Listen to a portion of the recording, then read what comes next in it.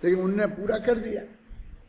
जीव प्रदेश बंधे विधि सो बंधन कबहू न सजिए। तो समय दम तें जो कर्म न आवे सो संभर। अभी तो परिभाषा है। जो आत्मा में निर्मल परिणाम है, जो संयम रूप परिणाम है, समता रूप परिणाम है, इस सम और दम, ये दम क्या है? ये दमा हो जाता है ना। सम माने 5 इंद्रियों के दम माने 5 इंद्रियों का दमन, और सम माने समता भाव।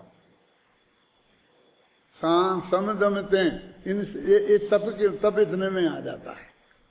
कसायों का अभाव हो तो उसे सम बोलते हैं, और दम 5 इंद्रियों का दमन हो माने उनकी विषयों की प्रवृत्ति नहीं हो।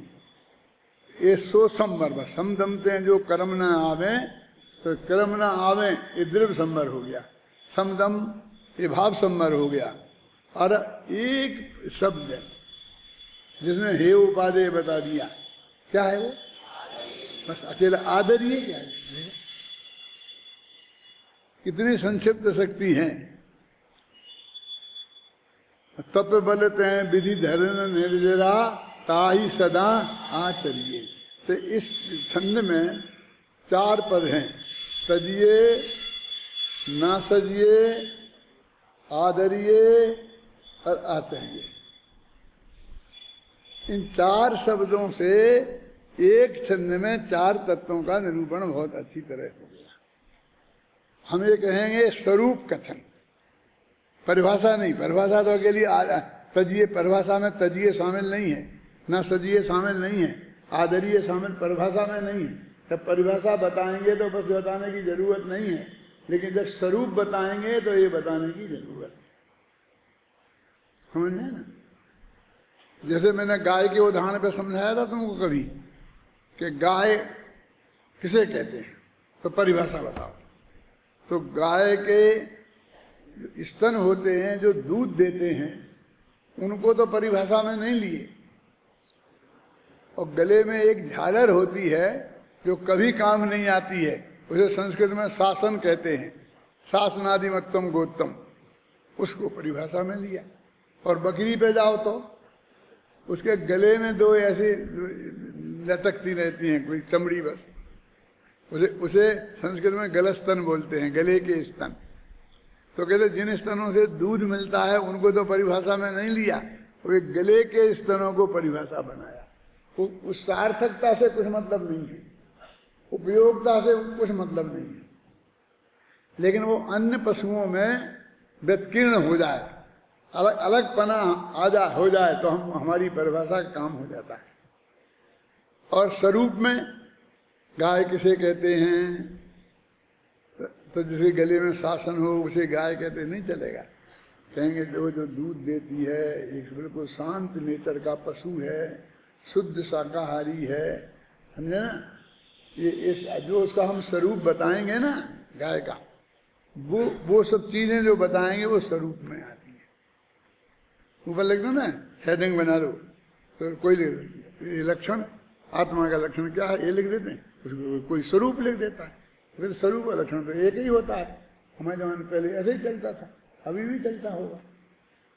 चाहे स्वरूप लिख दो, नहीं चाहे लक्षण लिख दो, ऐसा नहीं है।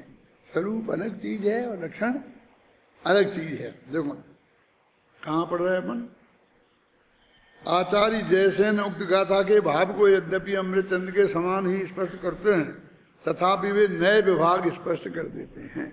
इस नए से उस नए से वो सब बता देते हैं।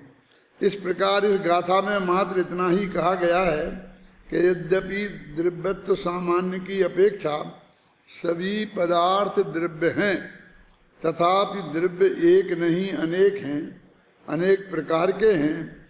उन अनेक प्रकारों में एक प्रकार यह भी है कि चेतना लक्षण वाले कुछ द्रव्य जीव हैं और अचेतना लक्षण से रहित शेष सभी पुद्गलादि अजीब है। देखो इसमें क्या कह रहे हो, द्रव्य तो सामान्य की अपेक्षा तो सब एक हैं। अब तथापि एक नहीं, अपन बोलते हैं द्रव्य कितने हैं फटाफट? 6। सही है, बोलो सब। 6 नहीं है द्रव्य, द्रव्य तो अनंत हैं, 6 प्रकार के हैं। अब देखो प्रकार हम छोड़ दिया और धीरे धीरे हम भूल ही गए, और द्रव्य ही हमारे लिए 6 हो गए। लेकिन ये बात अधूरी है ना, द्रव्य 6 प्रकार के नहीं हैं। कहते हैं अनेक प्रकार, एक एक प्रकार में अनेक और प्रकार हैं, ऐसे ये द्रव्य हैं जिनके प्रकार नहीं हैं। ऐसे कोई द्रव्य हैं? जीव अनंत हैं तो अनंत प्रकार के हो गए ना, खुदगल अनंतानंत हैं तो वे हो गए ना। तो और कोई द्रव्य हैं ऐसे कि जो इनके प्रकार नहीं हो? क्या भाई, धर्म द्रव्य एक ही है ना, तो एक ही प्रकार का है, तो उसमें एक में प्रकार थोड़ी लगाया जाता कि उसके कोई प्रकार नहीं है। 2 अधिक हों तो प्रकार कहते हैं। अधर्म द्रव्य और आकाश द्रव्य, 3 द्रव्य ऐसे हैं जिनके प्रकार नहीं है। बाकी के 3 द्रव्य ऐसे हैं जिनके प्रकार हैं। आगे सब आएगा। अभी एक है कि धर्म द्रव्य के असंख्य प्रदेश हैं, अधर्म द्रव्य के असंख्य प्रदेश हैं, और एक जीव द्रव्य के असंख्य प्रदेश हैं, उतना ही बराबर। और लोकाकाश के भी उतना ही प्रदेश हैं। 4 चीजों के एक से हैं। कौन कौन? लोकाकाश, धर्म द्रव्य, अधर्म द्रव्य और जीव द्रव्य। क्यों ये सब की चर्चा कैसे आ जाती है, कहाँ आ जाती है, कहाँ जरूरत पड़ती है? क्योंकि लोकाकाश में ही 6 द्रव्य हैं। अभी आएगा अगले गाथा में। 6 द्रव्य लोकाकाश में है, अलोकाकाश में तो नहीं है एक भी द्रव्य। तो आकाश के एक एक प्रदेश पर धर्म द्रव्य का एक एक प्रदेश बिल्कुल बराबर है, तो बिल्कुल सारे लोकाकाश में फैल गया वो। यदि कुछ प्रदेश कम होते हैं तो दोनों के असंख्य, और असंख्य तो असंख्य प्रकार के होते हैं। तुम्हारी क्लास चल रही है अभी किसी के वो ये असंख्य असंख्य का चक्कर की? कौन पढ़ा रहा है? तुम पढ़ा रहे कि कितने प्रदेश होते हैं, तो असंख्य असंख्य प्रकार के होते हैं, ये सब बता रहे। तो अभी ये दोनों असंख्य बराबर हैं, यानी क्योंकि ऐसा भी हो सकता था एक छोटा असंख्य हो, एक बड़ा असंख्य हो, लेकिन आकाश द्रव्य के जितने प्रदेश हैं उतना ही धर्म द्रव्य के हैं, उतना ही अधर्म द्रव्य के हैं, और एक जीव में भी उतना ही है। क्योंकि जब वो केवली समुद्र घात में लोक पूर्ण अवस्था को प्राप्त होता है तो लोकाकाश के एक एक प्रदेश पर वो अंतिम चौथे समय में लोक पूर्ण जिसे बोलते हैं उसमें वो एक एक प्रदेश पर छा जाता है। इससे मालूम पड़ता है इन दोनों की संख्या बराबर है। वो एक ही समय होता है, फिर दूसरे समय में तो सिमटने लगता है, और सब जीवों को नहीं होता। अभव्यों को तो क्यों होगा, जिन्हें मोक्ष में जाना ही नहीं। वो तो कर्म जो 4 कर्म होते हैं उनको बराबर करने के काम आता है। अघातिया काल 4 कर्म हैं, उनकी स्थिति बराबर हो जाए इसके लिए आता है। उनकी कभी ऐसा मौका ही नहीं आना है? तो सिद्धों के नहीं होता है तो किसके होंगे? हर एक के नक्की अपने देह प्रमाण रहते हैं, और भी अंतिम देह में रहते हैं प्रदेश। तो किसी जीव के जिसको ये जरूरत पड़े होते हैं, बस इतनी सी बात है। एक केवल समझघात सबको होगा, सब केवलियों को होगा, ये भी जरूरी नहीं है। लेकिन हमको तो एक को भी हुआ ना, तो हमारा काम तो हो गया ना। हम तो ये समझाना चाहते हैं कि आकाश के जितने प्रदेश हैं उतने ही प्रदेश एक जीव के हैं। अपना प्रयोजन सिद्ध हो गया ना, इसलिए। और काल द्रव्य उतने हैं, ये समझे ना आप? फिर समझ, अंतर समझ। धर्म द्रव्य के प्रदेश उतने हैं और काल द्रव्य का प्रदेश एक है और उतने हैं। यदि वो उतने नहीं होते तो ये कैसे होता? ये लोया आयास प्रदेश एक एक का एक एक लोकाकाश के एक एक प्रदेश पर रैणा राशि रत्नों की राशि के समान जड़ित हैं। वस्तुतः द्रव्य 6 प्रकार के हैं, जीव, उद्गल, धर्म, अधर्म, आकाश काल। देखो 6 प्रकार के हैं, लिखा 6 नहीं लिखा। इनमें जीव को छोड़कर शेष 5 द्रव्यों को अजीब कहा जाता है, क्योंकि वे जीव नहीं है, उनमें जीवत्व नहीं है, चेतना नहीं है। उन्हें जो अजीब नाम दिया गया है वह जीव की ओर से है, जीव की मुख्यता से किए गए कथन की अपेक्षा से है, क्योंकि उन द्रव्यों के अपने अपने स्वतंत्र नाम हैं, उनकी स्वतंत्र परिभाषाएं हैं, जिनकी चर्चा आगे यथास्थान होगी। क्या अजीब नाम का कोई स्वतंत्र द्रव्य नहीं है? ये प्रश्न, ये चर्चा अपन सब कर चुके हैं, इसलिए अब इसे मैं पढ़ता जाऊंगा जो इसमें लिखी है ना। जीव से भिन्न पुद्गल, धर्म, अधर्म, आकाश और काल, इन 5 द्रव्यों को छोड़कर इनसे पृथक अजीब नाम का कोई स्वतंत्र द्रव्य नहीं है। इनको ही अजीब कहते हैं, समझे ना। हम कहें देखो ये शास्त्री फर्स्ट ईयर के हैं, ये शास्त्री सेकंड ईयर के हैं, ये शास्त्री फाइनल के हैं, ये उपाध्याय के हैं, ये सीनियर कनिष्ठ हैं, ये वरिष्ठ हैं। विद्यार्थी कोई नहीं है आपके यहाँ। हम देखना है आपके यहाँ 180 लड़के रहते हैं, कोई नहीं है, ये कोई नहीं। क्यों? आपने तो शास्त्री की, सीनियर की, जूनियर ये सब बताया। अरे भाई यहाँ इनके अलावा कोई विद्यार्थी नहीं, समझे ना। ऐसे ही नहीं 5 के बुक पूछता है कि ये 5 तो अजीब द्रव्य हो गए, जीव नहीं है इसलिए इन्हें अजीब कह दिया। तो कोई ऐसा नहीं जो बिल्कुल किसी दूसरे की अपेक्षा नहीं और स्वयं ही अजीब हो, समझ में आया प्रश्न। जैसे जीव स्वयं है ना, जीव किसी की अपेक्षा थोड़ी है, जीव तो चेतन है, उसका ऐसा स्वरूप बताएंगे। और इसे अजीब को कहते हैं ये तो सिर्फ ये जीव नहीं है, इतना बताने के लिए उनका नाम रखा है अजीब। जब हम किसी से पूछते हैं कि यहाँ जैनों के कितने घर हैं, तो हमें उत्तर मिलता है कि 100 घर हैं। पर यदि हम यह पूछें कि अजैनों के कितने घर हैं, तो यही कहा जाएगा कि शेष सब अजैन ही तो हैं। पर मेरा कहना यह है कि जब हम किसी से पूछें कि आप कौन हैं, तो यह कहते हुए तो अनेक लोग मिल जाएंगे कि हम जैन हैं, वैष्णव हैं, हिंदू हैं, मुस्लिम हैं, सिख हैं, बौद्ध हैं, पर यह कोई नहीं कहेगा कि हम अजैन हैं। तात्पर्य यह है कि अपने को कोई अजैन नहीं मानता, अजैन नाम से नहीं पुकारता, और ना वह अजैन कहलाना ही पसंद करता है, क्योंकि उसका अजैन नाम तो अपने से भिन्न बताने के लिए हमने दिया है। वह तो नकारात्मक नाम है, वह इसे क्यों स्वीकार करेगा। देखो अपन कहते मुमुक्षु, अब अपन मुमुक्षु शब्द से जो पूज्य गुरुदेव श्री कांजी स्वामी के अनुयायी है उनके लिए आपस में प्रयोग करते हैं कि जो उनके अनुयायी हैं वे लोग मुमुक्षु हैं, माने मोक्ष की इच्छा रखते हैं, वो बात नहीं, बात वो भी है, लेकिन अपने दिमाग में ये व्यवस्थित है। तो अपन कहते देखो ठीक है साहब, आपके घर 100 घर जैनियों के हैं कि हाँ, और मुमुक्षु कितने हैं? आप कहते 5 घर बोलते ना, रोजीना का धंधा है, 5 घर मुमुक्षु है। लेकिन उन जो 95 घर जो तुमने नहीं कहे, उनसे जाके पूछो क्यों, ये कहेंगे हम मुमुक्षु नहीं हैं। ये कहेंगे क्या हम भी मुमुक्षु हैं साहब, हम मोक्ष नहीं चाहते हैं क्या? हम रोजीना पूजा करते हैं, मोक्ष फल प्राप्त है, फलम निर्वामति स्वाहा।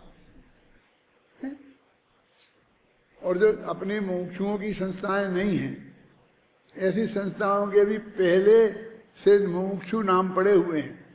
महावीर जी में है ना मुमुक्षु महिलाश्रम, है ना, वो एक भी अपने जो सोनगढ़िया मुमुक्षु नहीं है, और संस्था का नाम है मुमुक्षु महिलाश्रम। हम समझते कुंद कुंद हमारे बाप के हो गए, लेकिन जब राजा खेड़ा विद्यालय बना था उसका नाम ही कुंद कुंद विद्यालय था, और वहाँ कोई एक कुंद कुंद का ग्रंथ नहीं पढ़ाया जाता था, कोई कुंद कुंद का भगत नहीं था, कोई कुंद कुंद का नाम लेने वाला नहीं था। अकेले विद्यालय का नाम कुंद, हम पढ़ते थे, उसमें गए थे 1 साल के लिए। तो कैसे आ गया, कुंद कुंद कैसे पहुंच गया हूँ? ये कुंद कुंद का तो हमारा ठेका था, है? कि वो जो कोई संस्थापक होगा जिसने वो मतलब संस्था खोली होगी, वो कुंद कुंद का भगत होगा। तो कौन था? एक प्यारे लाल जी भगत थे, ब्रह्मचारी, जो इंदौर के आश्रम के अधिष्ठाता थे। वो उनने खोली थी और उनने ये नाम रखा। तो इंदौर का भी जो वो आश्रम है ना, उसको भी मोक्षु आश्रम बोलते हैं। वो तब से बना हुआ है जब कान्जी स्वामी का उदय नहीं हुआ था। तो मेरे कहने का है, मोक्षु शब्द की अपना ठेका नहीं है। फिर भी अपन ने अपने काम चलाने के लिए एक जो व्यवस्थित संगठन है, और वो बिना बनाया हुआ, कभी उसके मेंबर किसी को बनाया नहीं है, उसकी कोई वो नहीं है, हमें गिनती भी असली मालूम नहीं है। कोई कहता 5 लाख है, कोई कहता 10 लाख है। जैनियों की भी यही हालत है, कोई कहता 1 करोड़ जैनी है, कोई कहता नहीं, जनगणना वाले लोग इतना ही बताते हैं, लेकिन साहब 2 करोड़ से कम नहीं होंगे। जयपुर में जैनियों के घर कितने हैं? तो कैलाश जी आप बताओ भाई साहब, और बताओ। जितने बताएंगे उतने अलग अलग जवाब आएंगे। समझे ना? कोई कहता 300, कोई कहता 200, कोई कहता 500। मंदिर कितने हैं? कोई 300, कोई 250, जिसके मन में जो आता है बोलता है। गिनती किसी ने नहीं की, और गिनती की जानी चाहिए ना। हमने यहाँ बनाया है, एक मंदिर की संस्था बनाई है, मंदिरों का संगठन, क्या नाम है?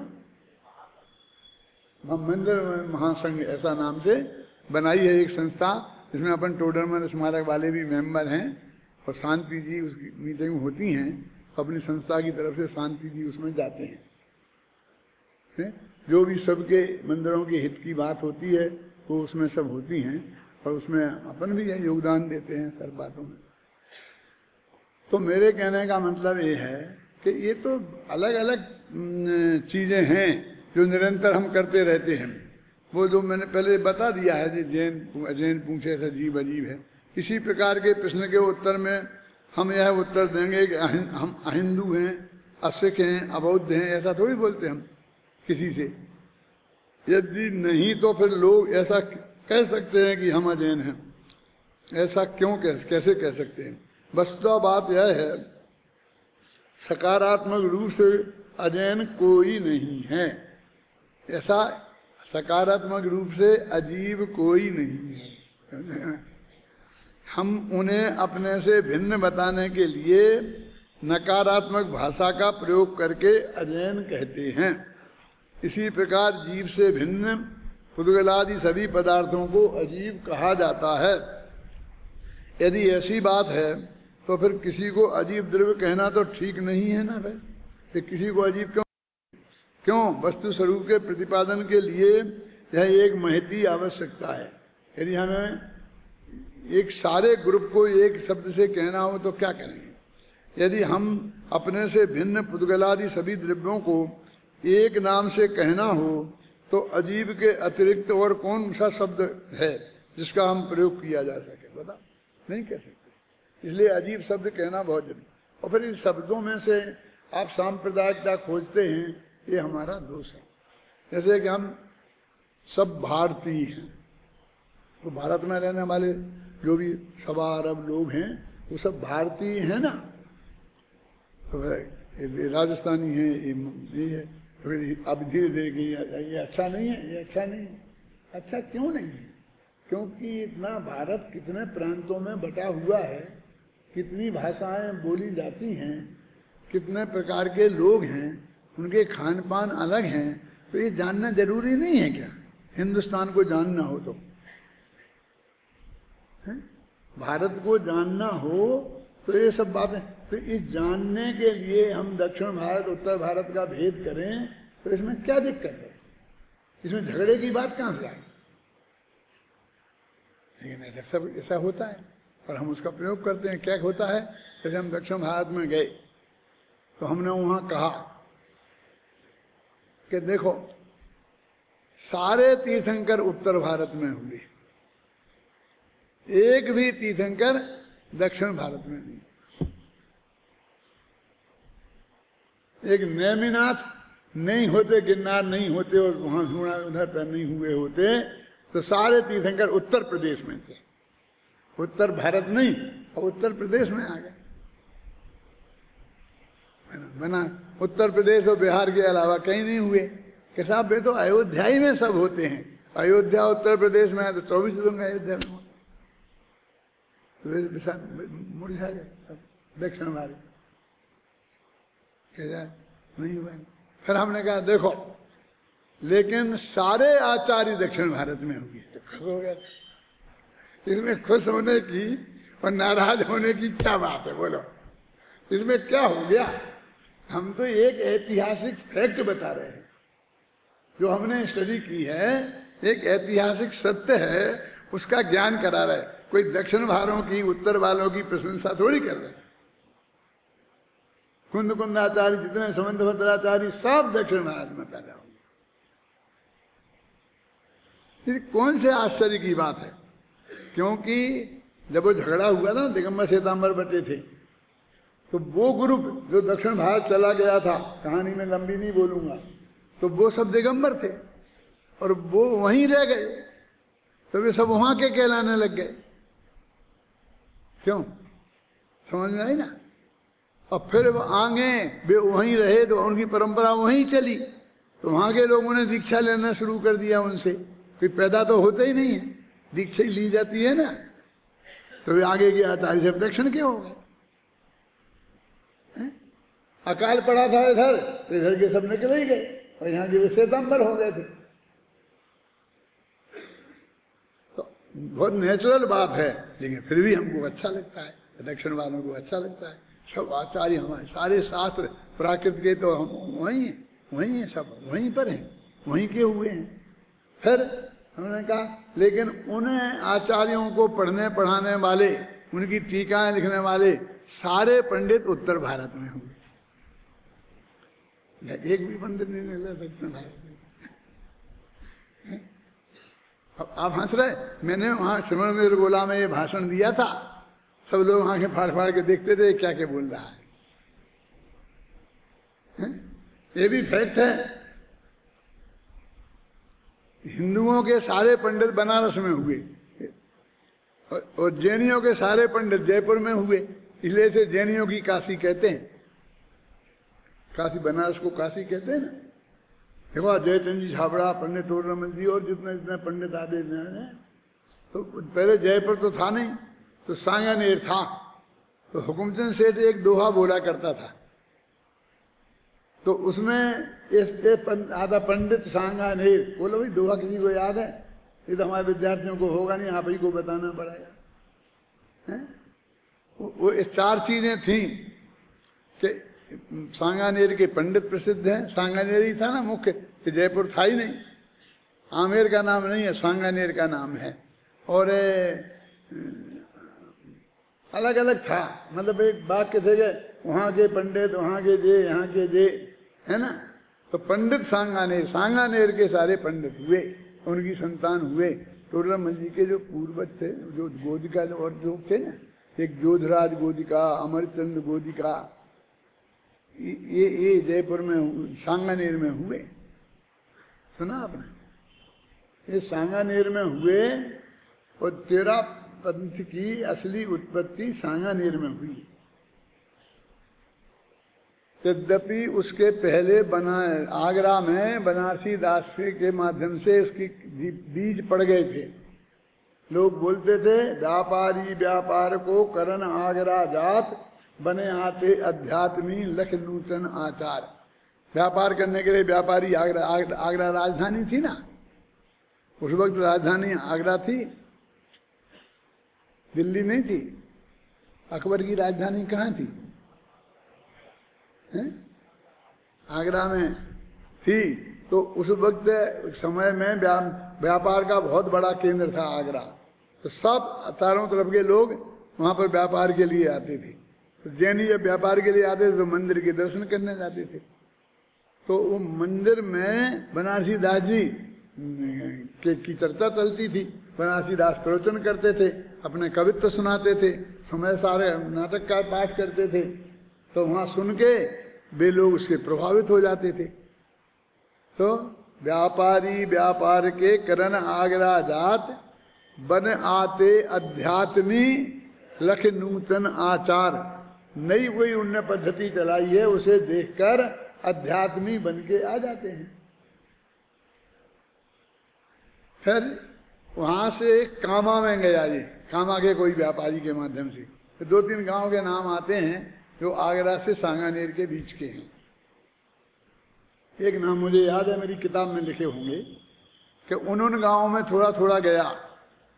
फिर यहाँ ये भट्टारकों के विरोध में आध्यात्मिक क्रांति थी, तो सांगानेर में क्या हुआ कि एक नरेंद्र कीर्ति भट्टारक थे आमेर के, भट्टारक आमेर के नरेंद्र कीर्ति जो नाम, तो उनका सांगानेर में चौमासा हुआ था।